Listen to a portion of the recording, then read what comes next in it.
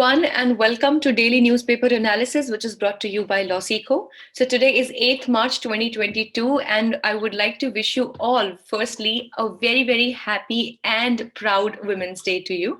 And we really hope that with this day, we will be able to secure what we are looking forward for all the women in this world: equality, happiness, and all the good things in the world. So let's see what all we will be covering in today's newspaper articles. So firstly, we have this editorial from the Hindu newspaper.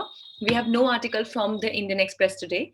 So the title of this article from the Hindu is Sealed Cover Jurisprudence is Appalling. So basically, we will learn as to what do we understand by a sealed cover jurisprudence and why is it not encouraged in a society as transparent as we are looking forward to make ours, and why is it not really handy when it comes to the judicial outgivings as well. The second segment of this newspaper analysis talks about the news update, which talks about the small news points which are important for a prelims exam. And finally, we'll be concluding with the legal news for the day. Let's see that why at all this entire article or this issue is into question. So recently, judiciary, that is, we have to come to point that judiciary that is a mute spectator to any executive action highlights the democratic decay. So what happens is that recently there has been a ban that has been imposed on a channel that is a Media One called channel, and it is there in Kerala, and the Kerala government has imposed ban on this Media One channel. Now the reasons, if we would ask that why at all this ban has been put up, the Kerala government has pointed out some security reasons. Now what are these security reasons have not been clarified. And both the single judge bench and the division benches of the High Court have sustained this particular ban. And there has been no clarification as to why at all this channel has been banned. Yes, of course, recently the Supreme Court has agreed to listen to the plea of this channel, and let's see what will be the judgment coming up. But here we understand about the concept of a sealed cover jurisprudence, which means that the decisions, the reasons that are actually behind, the logic that has been used behind a particular decision, that remains sealed under cover. And if we talk about a society like India, a constitutional setup like India, wherein we put forward or we give importance to norms like the right to information and even freedom of speech and expression and other fundamental rights, we definitely ought to know the reason for anything that is going on. And government, it is actually definitely answerable to the people, and it should be giving the right reasons behind its decisions. So let's see that why the approach by the court and the government is dangerous over here. Firstly, it says that the government has stated state security as the reasons of the ban, but it has not provided any clarification for the same. See, of course, we know that national defense and security, they come under Section 8, that is the ambit of the Right to Information Act. That is something under which we cannot seek information, or information can be denied on these grounds. But generally speaking, if this is just a general question of state security, at least some reasons can be given, at least something that maybe the data is not safe with this particular company or whatever could be the reason, but no clarification whatsoever has been given by the government for such ban. Now, the jurisprudence of sealed cover, as we just learned, what is it? It is appalling, which means it is not at all something appreciated, and is an appalling trend, and it blinds the judiciary, which holds the executive accountable. Now, we know that the judiciary, legislature, and the executive, we talk about the separation of powers, and we also talks about the system of checks and balances. Now, the judiciary can only question any kind of executive action only if it knows the reasons behind it. Now, it doesn't even know the reasons. How can we really expect the judiciary to not turn blind towards it and to really take a good and effective action against it? So the Supreme Court has regularly held that judicial review and holding executive accountable is a pivotal part of the Constitution, as it was also reiterated many times in the cases for Minerva Mills and also L. Chandrakumar versus Union of India. So the judgment creates a dilemma because it recognizes the infringement of fundamental rights very clearly, yet it blocks any remedy. We will also see that which specific rights and fundamental rights are being hampered by this particular action.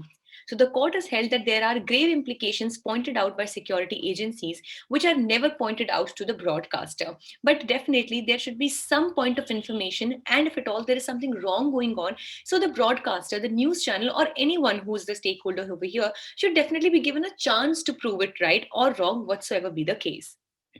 Now let's see what are the rights that have been attacked because of this sealed cover jurisprudence. Firstly, the ban is a direct attack on the right to freedom of speech and expression. Now, as we know, that the freedom of press very much falls under the ambit of Article 19(1)(a), that is a fundamental right and talks about freedom of speech and expression. So definitely when Media One, that's a press channel, it has been banned. So it is definitely a direct attack on the freedom of speech and expression.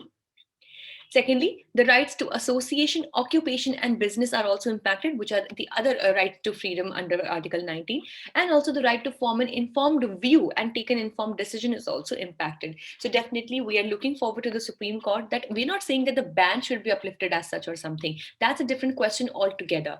What we are saying is that the reasons for the ban should be definitely put forward so that we as people can take informed decisions, and that this is not some regime of some sealed covered jurisprudence, and the opaqueness is not appreciated, rather transparency is appreciated.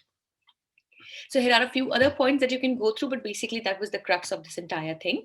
Now let's see, what do we have for news updates today? Firstly, yes, of course, we have the International Women's Day, that is 8th March today. So International Women's Day is celebrated in many countries around the world. It is a day when women are recognized for their achievements without regard to divisions, whether national, ethnic, linguistic, cultural, economic, or political. This year, the theme of the day is Gender Equality for a Sustainable Tomorrow. Also, please remember that the National Women's Day in India is celebrated on 13th of February, and International Women's Day is today, that is 8th of March. Second, DD News is now on the OTT platforms. So India's public service broadcaster announced that it has tied up with the OTT platform Yup TV to widen the reach of the Doordarshan India. As a result, the ministry believes that Doordarshan shall be able to put India's perspective at a global forum while showcasing India's values and culture. So that's a great news to know about. Next, we have is Donate a Pension Scheme. So the Union Labour and Employment Ministry launched the Donate a Pension Scheme that allows any citizen like you and me to pay the premium amount on behalf of an unorganized worker under the Pradhan Mantri Shram Yogi Mandhan scheme. Please remember that Pradhan Mantri Shram Yogi Mandhan scheme is one of the schemes that works for making lives better for the unorganized workers or the informal sector, and it actually works for making premiums and for making the entire pension plans for these workers, so that after their retirement or after they are done with their employment, they have some amount to sustain themselves. So the scheme allows an unorganized worker to receive a monthly pension of rupees 15,000 by paying a premium of rupees 50 to 20 to 200, and that we can actually give them. Fourth, Indian women's 25-meter pistol team won gold. So Indian women's 25-meter pistol team of Rahi Sarnobat, Isha Singh, and Rhythm Sangwan won the gold medal by beating Singapore by 17-13 in the ongoing International Shooting Sport Federation World Cup in Cairo, that's in Egypt, yesterday. It is the 5th medal for India in the tournament. Let's completely get on to the legal news now. So we have only one update for the day. Now, power to condone delay under Section 5 of the Limitation Act does not apply to suits, says the Supreme Court.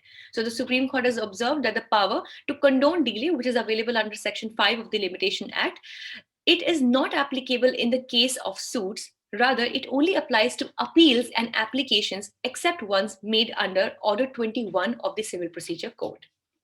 So this was all for the day. If you liked it, please give it a thumbs up. Do like the session. Also, if you wish to download the PDF of today's slides, you can join our Telegram channel. The link is there in the description box below, or you can scan this QR code that you can see on your screens right now. Also, for other crisp and exam-oriented content, you may follow us on our official Instagram channels for Judiciary, CLAT Prep, UGC Net, as well as Law Finance exams. Thank you so much.